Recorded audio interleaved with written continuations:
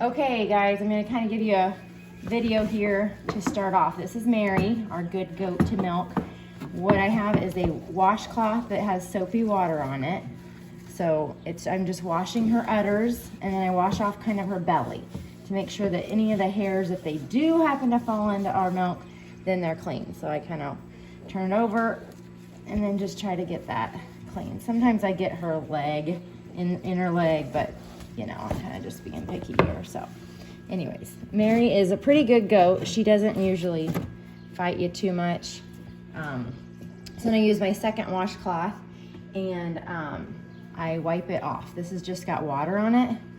So then I just kind of get any soap off, flip it over, do the other side, and I kind of pull her teat down, and then that's good to go. She's ready to milk.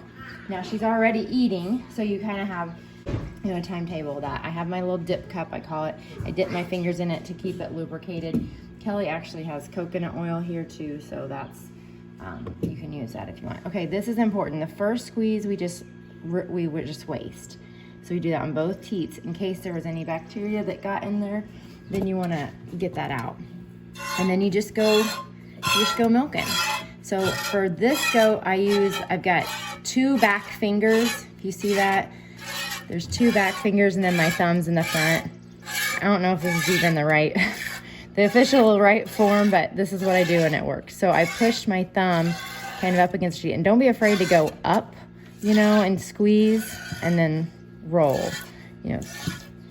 So almost like a pinch and then pull it down. So I do that, and now my fingers are kind of getting a little bit dry. So I keep going, and what I'm actually gonna do is I'm gonna dip my fingers down here in my other fingers, so that way my hands don't get tired again too.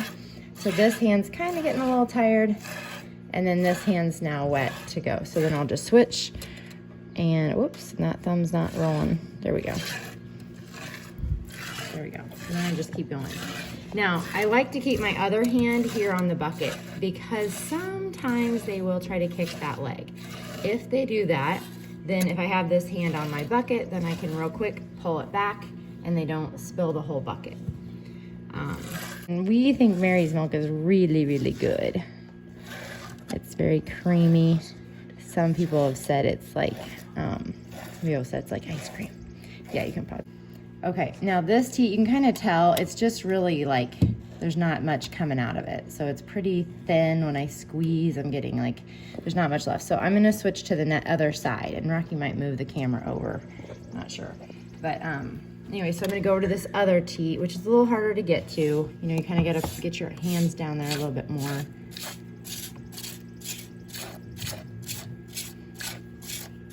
So like here, I can't even really see what I'm doing, but obviously milk's coming out.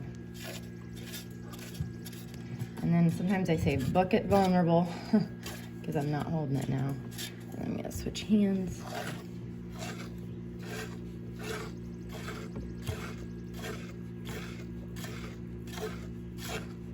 At this point, again, I'm kind of feeling that this back udder is kind of emptied out. There's not a lot more coming out of it. So what I do is I pull my bucket back and I fluff the teats, kind of like if a baby would go back to try to nurse. So I fluff her teats. Okay, then I dip my hands, and then I'll see if there's any more milk. And there's usually a little bit more that comes out.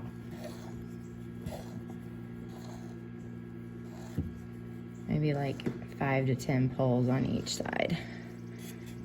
And sometimes when you switch udders or you switch teats, then they will kick, or they notice a change. And so again, I just like to keep my, oh, there, see, and there she kicked, right at the end. And then Mary's just happy eating her grain, so we'll have that all filled up for you. So now she's done, and then we just go put her back.